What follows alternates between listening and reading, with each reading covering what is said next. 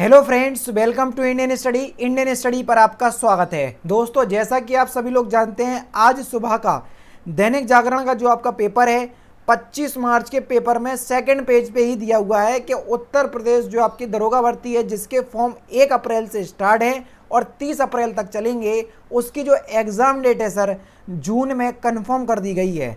हालांकि अभी आपकी जानकारी के लिए बता दूं, भर्ती बोर्ड की तरफ से कोई भी ऑफिशियल नोटिस नहीं है, लेकिन अगर हम एक आधार बना करके चलें जून को, क्या 2.5 महीने में इस तरीके से तैयारी की जा सकती है कि आप अपने इस भर्ती में एक सीट जो है वो सुनिश्चित कर पाएँ। बिल्कुल जी हाँ दोस्तों, कोई मुश्किल नहीं है।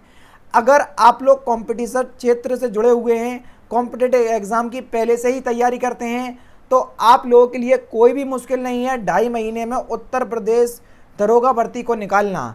किस तरीके से आप किस स्मार्टली वे में इस वैकेंसी में अपनी एक सीट जो है वो पक्की कर सकते हैं, वो आज की इस वीडियो में पूरा मैं बताऊंगा। तो वीडियो को एंड तक जरूर देखिएगा। आप सभी लोग अभी ये मान करके चलें कि जो आपका एग्ज़ाम है वो जून में ही होगा। जो लोग ये मान करके चल रहे हैं कि भैया अभी जून में तो हमारा एग्ज़ाम नहीं होने वाला, तो उनकी जानकारी के लिए बता दूं कि उनका सिलेक्शन ना हुआ है और ना होगा। क्यों? क्योंकि वो अपने आप को कंफर्ट जोन में रख रहे हैं। अगर तुम्हें वैकेंसी चाहिए है ना, यूपीएसआई बनना है, तो अपने आप को कंफर्ट जोन से बाहर निकालना होगा। ये बात पहले ही बोल चुका हूं मैं। कंफर्ट जोन से बाहर निकलो। तुम नहीं निकलोगे तो कोई दूसरा निकलेगा, और जब कोई दूसरा निकलेगा ना, तो दूसरा वैकेंसी में अपनी एक सीट जो है वो पक्की करेगा। तुम ऐसे ही के ऐसे ही रहोगे, समझ रहे? तो इसलिए बोल रहा हूं कि थोड़ा कंफर्ट जोन से बाहर निकलो। 2.5 महीने का ही आप समय लेकर के चलें कि भैया हाँ भैया 2.5 महीने में जो है वो आपका एग्ज़ाम हो जाएगा यूपीएसआई का। अब हम किस तरीके से पढ़ें कि 2.5 महीने में हम ज़्यादा से ज़्यादा मार्क्स जो हैं वो गेन कर सकें? कैसे? देखो, कुछ टॉपिक ऐसे होते हैं जहाँ से आपके जो क्वेश्चंस हैं वो आने ही हैं, और कुछ ऐसे टॉपिक होते हैं कि हो सकता है कि यहाँ से क्वेश्चंस आ जाए और नहीं भी आए। सबसे पहले 2 टॉपिक पकड़ो, मैथ और रीजनिंग को अभी हम बाद में देखेंगे। सबसे पहले देख रहे हैं हम हिंदी को। बिल्कुल सिलेक्टिव सिलेबर है, चाहे किसी भी लेवल की आप हिंदी पढ़ लो, चाहे कोई भी लेवल की। बिल्कुल सिलेक्टेड आर्ट का क्या है, पूरा सिलेबस है। आराम से आप बिल्कुल इस हिंदी की तैयारी कर सकते हैं। कोई भी हिंदी आपको पढ़ा है तो 2 महीने में आपकी हिंदी कंप्लीट हो जाएगी, बिल्कुल प्रैक्टिस के साथ। 1 से 1.5 महीने में आपके पूरे टॉपिक कंप्लीट, और 2 महीने में पूरी प्रैक्टिस के साथ हिंदी कंप्लीट हो जाएगी।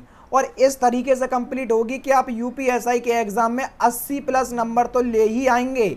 और अगर आप, मैं वीडियो प्रोवाइड करवा रहा हूँ डेली बेसिस पे टॉपिक वाइज, अगर आप वो वीडियो भी देख रहे हो ना, तो 70 से 85 नंबर तो आप उन वीडियो को देखकर ही ले आओगे। क्योंकि मैं आपको हर एक तरीके का क्वेश्चन जो है वो टैकल करना सिखा रहा हूँ अपनी वीडियोस में, जो हिंदी की टॉपिक वाइज वीडियो में आपको प्रोवाइड करवा रहा हूँ। ठीक है? हिंदी जो है आप कम से कम 1.5 से 2 महीने में तैयार कर सकते हैं, बशर्त आप किसी से ही पढ़ो। मैं ये नहीं कह रहा हूँ कि मेरे से पढ़ो, किसी से भी पढ़ो, किसी भी यूट्यूब चैनल से पढ़ो, लेकिन एक चैनल पकड़ो, चारों तरफ नहीं भागो। यहाँ का भी पकड़ लें, वहाँ का भी पकड़ लें, और इतना हम मटेरियल इकट्ठा कर लें, उसके बाद घबराहट होगी इसको कंप्लीट कैसा करें। कोई भी एक टीचर को पकड़ लो जो भी आपको अच्छे से हिंदी पढ़ा रहा हो और जिसकी आपको टीचिंग स्टाइल पसंद हो, उसको पकड़ लो, आराम से अपना टॉपिक कंप्लीट करो। ठीक है? उसके बाद आओ जीके पे। जीके जो है भैया बहुत ज़्यादा वास्ट सब्जेक्ट है, यानी कि इसमें बहुत ज़्यादा टॉपिक आने हैं।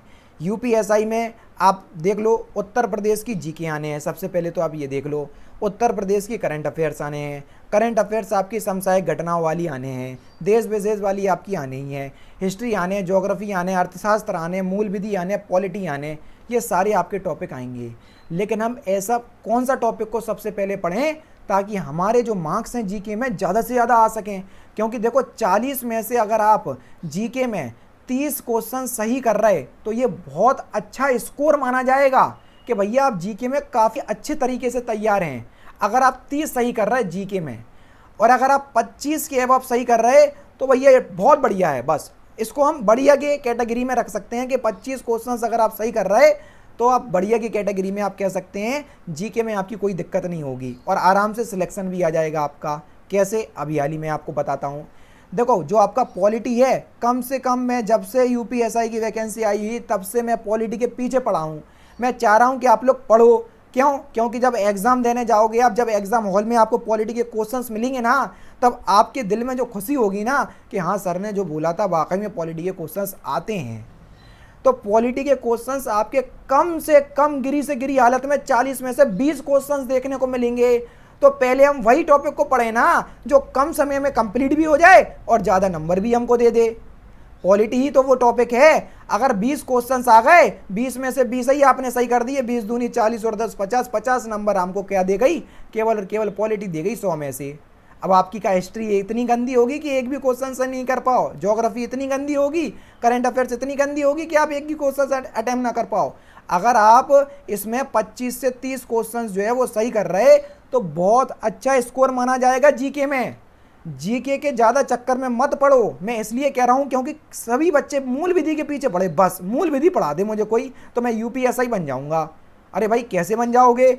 मूल विधि जो अपना क्वेश्चंस लेकर के आएगी जीके के पोर्शन में, केवल 6 से 7 क्वेश्चंस लेके आएगी। मैं नहीं कह रहा ये बात, आप जितने भी लास्ट ईयर के पेपर उठा के हैं उनको देख लो, मेरे सामने बुक्स रखी हुई हैं थोड़ी दूर पर, नहीं तो मैं उठा करके बताता कि इतनी बुक्स ले आया मैं जिसमें प्रीवियस ईयर के क्वेश्चंस पेपर दिए और उनको देख लिया मैंने कि भैया मूल विधि के ऐसे कौन कौन से टॉपिक हैं जो आपके आते हैं। 6 से 8 क्वेश्चंस मिले बस, इससे ज़्यादा मुझे किसी टॉपिक में क्वेश्चंस ही नहीं मिले।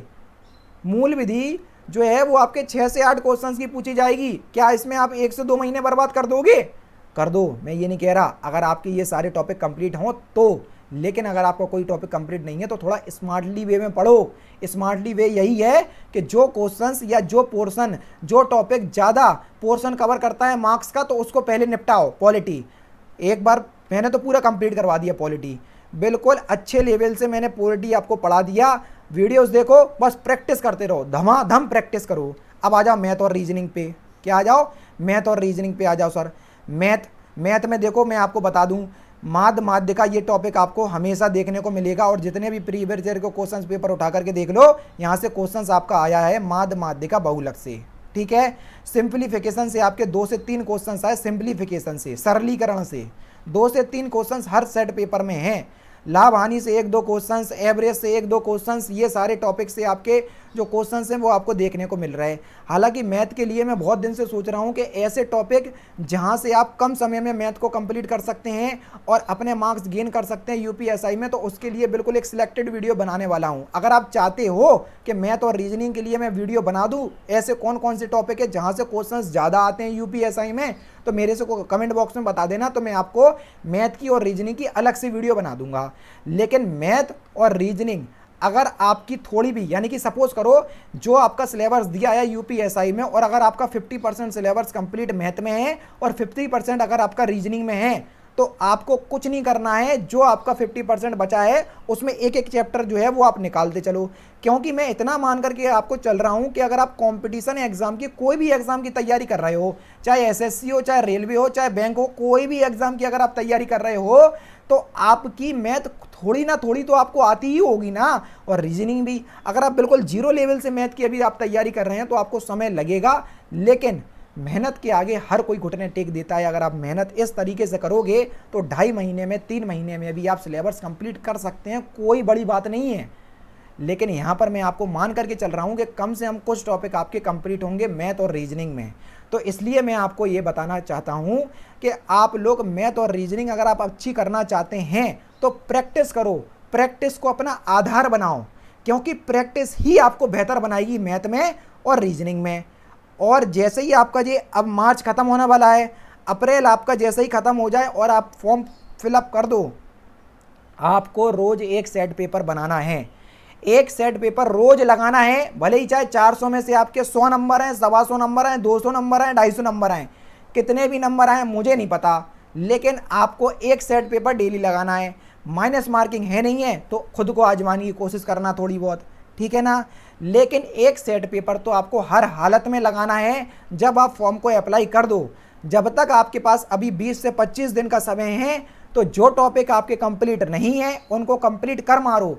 मैं आपसे ज़्यादा बड़ी बात नहीं कह रहा, बड़े से बड़ा टॉपिक, कितना भी बड़ा टॉपिक उठा लो, चाहे मैथ का चाहे रीजनिंग का, लग करके बैठ गए तो एक दिन में टॉपिक आप पूरा सीख लोगे, दूसरे दिन में उसकी प्रैक्टिस कर लोगे, तो 2 दिन में आपका एक टॉपिक तैयार हो जाएगा।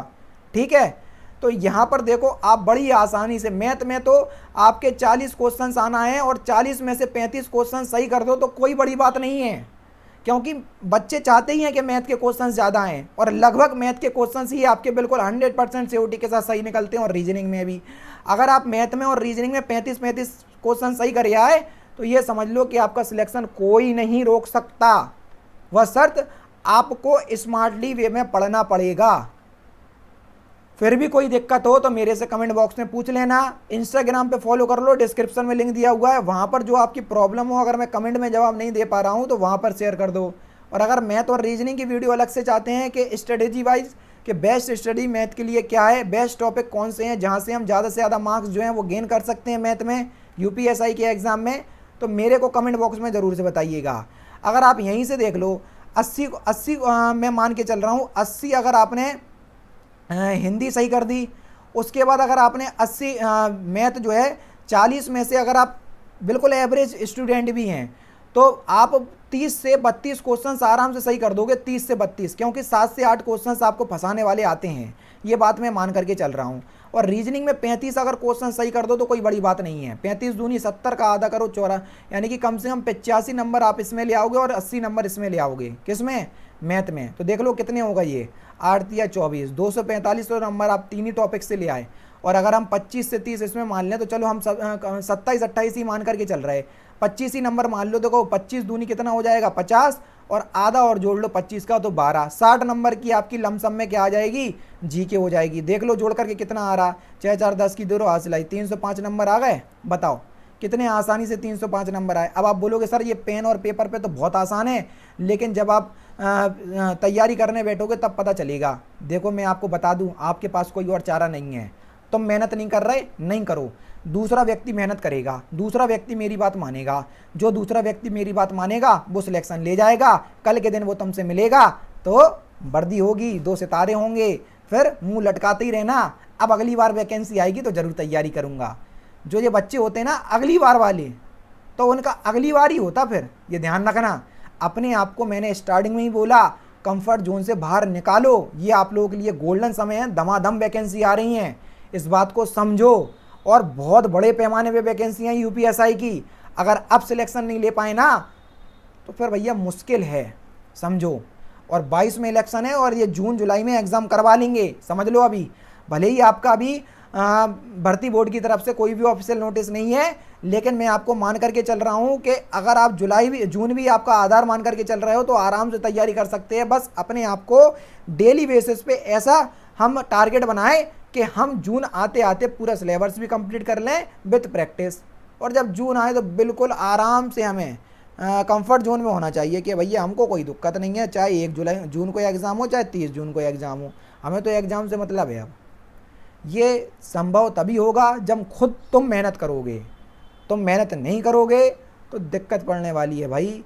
मैं आपको इससे ज़्यादा अच्छे तरीके से नहीं समझा सकता। कुछ भी डाउट हो पूछ लेना, इससे ज़्यादा और नहीं समझा सकता मैं। मिलते हैं नेक्स्ट वीडियो में। जय हिंद, जय भारत।